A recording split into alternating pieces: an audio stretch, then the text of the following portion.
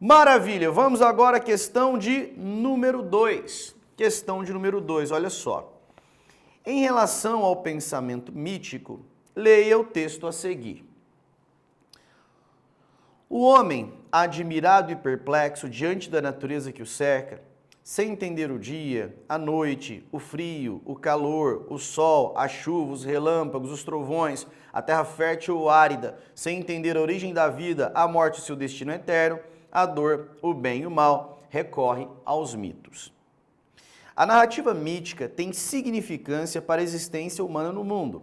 O mito tem uma representatividade singular para transmitir e comunicar o conhecimento acerca da realidade. Sobre isso, assinale a alternativa correta. Letra A. Os relatos míticos são narrações fantasiosas, desvinculados de sentido da realidade. B. O mito está privado de coerência e sua narrativa prende-se à existência humana no mundo. C. O pensamento mítico está desligado do desejo de dominação do mundo e sua narrativa impõe o medo e a insegurança. E letra D. Os mitos devem ser acolhidos na sua significância como base para a compreensão do homem na sua existência e convivência. Vamos pensar um pouco, moçada, sobre a questão voltada ao mito, né? E qual de fato é a colaboração do mesmo? Lembre-se que os mitos, eles são estudados em um processo que nós chamamos de cosmogonia. Ou seja, nós temos de um lado cosmos e do outro nós temos genós. Então nós temos aqui o real e sua gênese. Então perceba, o mito trata da origem ou então da gênese da realidade. Então perceba o desassossego humano quando não se explicava a realidade por meio de nossa razão. Algumas pessoas vão dizer, por exemplo, o mito é um discurso infantiloide. O mito é fruto de uma consciência primitiva, pueril. Isso não é verdade. Mas isso não é verdade nem a pau. E sabe por qual motivo? O mito, ele possui uma complexidade. O mito possui uma dinamicidade interessantíssima. Lembre-se que ali nós temos estruturas familiares, nós temos relações patrilineares principalmente, nós temos significados para que o homem possa, por exemplo, orientar a própria vida. Lembre-se a função pedagógica do mito, quando você estuda o sonho de Ícaro, demonstrando que a rebeldia dos filhos pode custar muito caro e pode pesar sobre a consciência dos pais, tal como fez Dédalo. Ou se eu quero falar sobre fenômenos da natureza, sobre as estações do ano, eu poderia falar, por exemplo, sobre a relação entre Perséfone, Hades, Zeus, Deméter. Se eu quero falar sobre a chuva, eu poderia falar sobre a necessidade que Urano tem de fecundar Gaia, sendo os dois separados, céu e terra, pelo tempo. Então, era a maneira que esses indivíduos encontravam de dar um sentido à realidade. Tornar o mito um hábito. Então, pensar o mito como algo tolo, pensar o mito como algo jocoso, que nós devemos sempre olhar no campo do deboche e fazer do mito alvo de galhofa, é uma grande tolice. Não. O mito é importantíssimo para o desenvolvimento do homem naquele momento. E ainda hoje os mitos, eles são aplicados à nossa realidade. Lembra do sonho de Ícaro, mais uma vez? Quando minha mãe diz, menino, você está muito custoso, vou cortar suas asinhas. É o sonho de Ícaro. Quando alguém diz, Deus sabe o que faz, Deus escreve certo por linhas tortas, Deus sabe a hora. É o determinismo que nós encontramos, por exemplo, no Édipo Rei de Sófocles. Aquilo que os deuses ou Deus escreve, o homem de fato pode negar.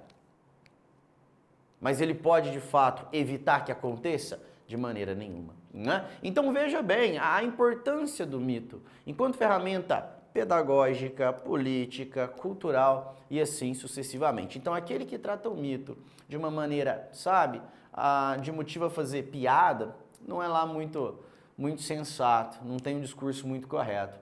Lembre-se ainda, moçada, que esse mito Mito, que vem de mitos, em grego, nada mais é do que uma narrativa.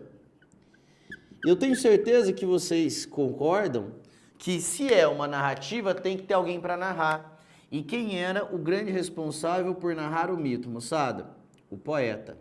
Esse poeta, antes de qualquer coisa, era um sacerdote. Uma espécie de bispo, que você entende hoje, pastor, padre, são poetas. Homens inspirados que tentam inspirar outros homens por meio da palavra. Então perceba que o mito, ele se estatui a partir do poeta que o narra. Ele precisa de uma autoridade para que ele possa de fato existir e ser significado aos homens, ok? Bom, e aí não se esquecer que alguns vestibulares, como a UFO, gostam muito de dois poetas.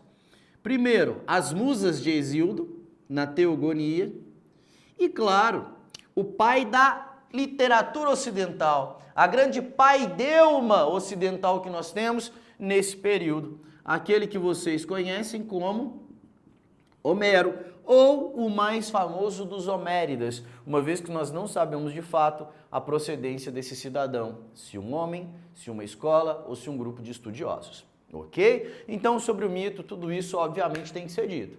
E aí não se esqueçam, algo que a UFO insiste e outros vestibulares também, transição do mito para a filosofia. Qual é o principal fator, moçada? A polis. A filosofia é filha da política, né? É filha da polis, é filha da cidade, ok? Bom, então agora nós podemos sim retornar à questão. Então dá uma olhada, olha só.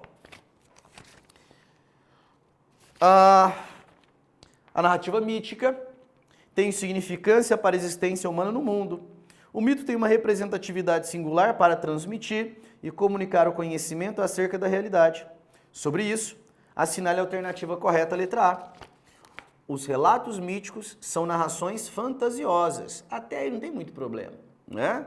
Desvinculados de sentido da realidade. O mito não se desvincula do real. Tudo bem, o mito trata do campo concreto comum e de um campo sobrenatural, com toda certeza, mas ele não se desvincula da realidade. Por qual motivo? Porque ele é uma necessidade de explicar o real, ainda que com caracteres suprassensíveis, mas ele não se desvincula do real. Letra A, esquece. B. O mito está privado de coerência, sim, aqueles princípios da lógica, como nós vimos no Aristóteles, não contradição, identidade, terceiro excluído, não estão presentes no mito. Perfeito. E sua narrativa prende-se à existência humana no mundo. O mito está preso à realidade fenomênica?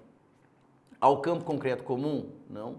O mito também tem transcendência. O mito também se eleva a uma ordem metafísica, a uma ordem suprassensível. A B é falsa. Letra C. O pensamento mítico está desligado do desejo de dominação do mundo. Eu quero compreender o mundo para que eu possa parcialmente dominá-lo. Então não está desvinculado. E sua narrativa impõe o medo e a insegurança. Aí você pode dizer, Wesley, mas há um medo dos mitos, dos deuses. Há uma certa insegurança. Mas os deuses, eles são de fato responsáveis por uma ordem do mundo, por significar a nossa existência, por dar uma certa comodidade ao homem para entender tal como o real se expressa. É falso. Letra D. Os mitos devem ser acolhidos na sua significância como base para a compreensão do homem na sua existência e convivência. É isso. O mito deve ser entendido como uma base para o entendimento da realidade humana, dos seus hábitos, dos seus costumes. Então, a letra D acerta.